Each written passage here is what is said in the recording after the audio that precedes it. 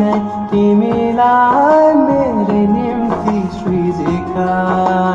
मैले तिमीलाई खोजेको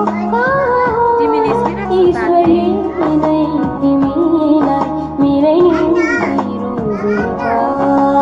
मैले तिमीलाई रोजेको कहाँ हो र ईश्वरले नै तिमीलाई मेरो निम्ति सृजेका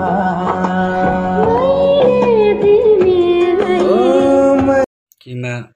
अलमोस्ट रेडी भएको छ अनि यहाँ सुप बसाइरहेको छु है सुप बसाइरहेको छु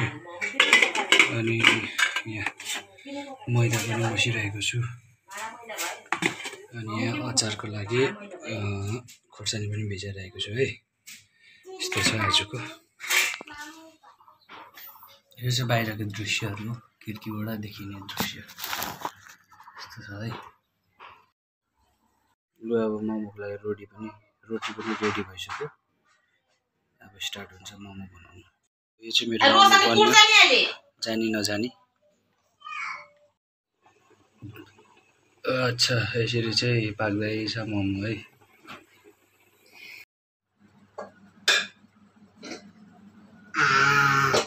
कस्तो रहेछ दामी कस्तो रहेछ भन्न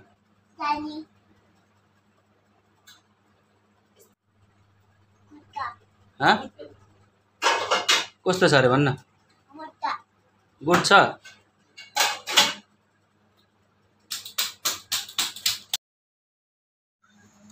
मोमो हाल्दैछ हैन सुप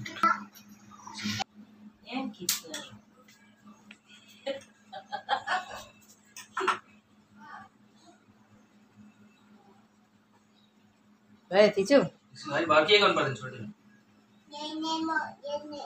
दामी के गर्नु पर्दैन